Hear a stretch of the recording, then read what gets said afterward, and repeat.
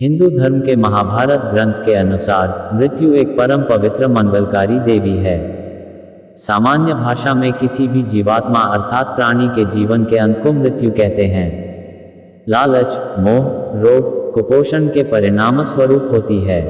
दोस्तों, मनुष्य की जिंदगी में जल के बाद कोई सबसे बड़ा सत्य है तो वो मृत्यु है। साधु हो या संत, राजा हो या रंगजीस, किसी ने भी इस मृत्यु लोक में जन्म लिया है उसे एक ना एक दिन इसे छोड़कर जाना ही होगा। ऐसे में जो लोग ये सत्य समझते हैं वो मृत्यु के बाद मोक्ष पाने की अभिलाषा में अपने जीते जी तो पुण्य कर्म करते ही हैं, बल्कि मरने के बाद भी कुछ कर्म ऐसे हैं जो अगर मृतक के परिवार वालों द्वारा विधि पूर्वक किए जाए तो मृतक की आत्मा को मुक्ति मिलती है। और मित्रों, इन्हीं कर्मों में से एक है अंतिम संस्कार के समय की जाने वाली कपाल क्रिया में जल रहे शव के सिर पर 3 बार डंडा मारा जाता है। लेकिन क्या आप जानते हैं कि ऐसा क्यों किया जाता है और चिता में शव के सिर पर डंडा मारने का हमारे ग्रंथों में इसका क्या महत्व बताया गया है? गरुड़ पुराण में मनुष्य के अंतिम संस्कार को लेकर एक निश्चित विधि विधान का वर्णन मिलता है जिसका पालन हिंदू धर्म के किसी भी व्यक्ति के अंतिम संस्कार के समय होता ही है। गरुड़ पुराण के अनुसार मृत्यु के पश्चात अंतिम संस्कार के समय शव को मुखाग्नि दिए जाने के बाद बांस के डंडे पर एक लोटा बांधकर शव के सिर पर घी डाला जाता है। और ऐसा इसलिए किया जाता है ताकि अग्निदाह के समय शव का सिर अच्छे से जल सके। इसके पीछे का एक कारण ये भी है कि मनुष्य के सिर की हड्डी बाकी अंगों की अपेक्षा ज्यादा मजबूत होती है, इसीलिए उसे अच्छे से अग्नि में नष्ट करने के उद्देश्य से ही शव की खोपड़ी पर ये घी डाला जाता है।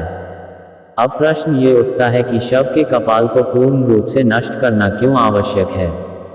वास्तव में इसे करने के पीछे का कारण भी गरुड़ पुराण में वर्णित है, जिसके अनुसार यदि शव की खोपड़ी अग्निदाह के पश्चात अधजली रह जाती है तब मृतक के अगले जन्म में उसका विकास पूर्ण रूप से नहीं हो पाता और वो अविकसित ही रह जाता है। इसके अलावा एक धारणा ये भी है कि अगर कपाल क्रिया नहीं की जाए तो मृतक के प्राण पूर्ण रूप से स्वतंत्र नहीं होते और उसके नए जन्म के मार्ग में बाधा उत्पन्न हो जाती है, जो कि उसके प्रियजन बिल्कुल भी नहीं चाहेंगे। इसीलिए शव के परिवार द्वारा अंतिम संस्कार की किसी भी प्रक्रिया में ढील नहीं दी जाती। विभिन्न धर्मों में मनुष्य के अंतिम संस्कार से जुड़ी अलग अलग मान्यताएं और विधि विधान है। जैसे कि इस्लाम धर्म में मृत्यु के बाद उनके शव को जलाया नहीं जाता बल्कि दफनाया जाता है, जबकि हिंदू धर्म में शव को जलाने की मान्यता है, जिसमें महिलाओं और बच्चों के अंतिम संस्कार को लेकर भी अलग अलग मान्यताओं का वर्णन मिलता है। मित्रों, प्रचलित मान्यताओं के बीच एक विधि का वर्णन श्राद्ध चंद्रिका पुस्तक में भी वर्णित है, जिसके अनुसार सिर में ब्रह्मा का वास माना गया है।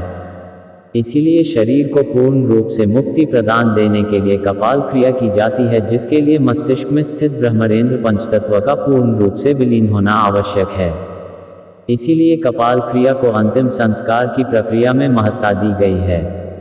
इसके अतिरिक्त आपने ये भी सुना होगा कि कुछ अघोरी और तांत्रिक इसका उपयोग अपनी तंत्र विद्या और सिद्धियां प्राप्त करने के लिए करते हैं।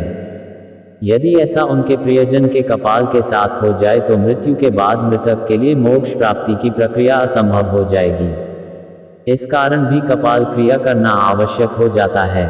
कपाल क्रिया को समझने के लिए हमें शरीर और इसमें मौजूद 7 चक्रों से जुड़े पहलुओं को जानना भी आवश्यक है, जिसमें मूला, दाद, स्वास्थ्य, ध्यान, मणिपुर, अनाहत व शुद्धि, आज्ञा चक्र और सहस्त्रार चक्र शामिल हैं।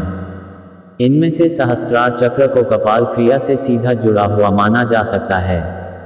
सहस्त्रार्थ अर्थात मस्तिष्क का मध्य भाग, इसे आप इस तरह भी समझ सकते हैं कि ये मस्तिष्क का वो हिस्सा होता है जहां चोटी रखी जाती है।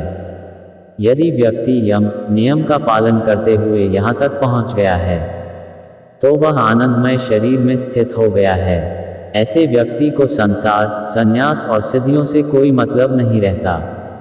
इस चक्र को जागृत करने के लिए लगातार ध्यान की आवश्यकता होती है। मूलाधार से होते हुए सहस्त्रार्थ तक पहुंचा जा सकता है। शरीर की संरचना में इस स्थान पर अनेक महत्वपूर्ण विद्युतीय और जैवीय विद्युत का संग्रह मिलता है। इसे ही मोक्ष का द्वार भी माना गया है।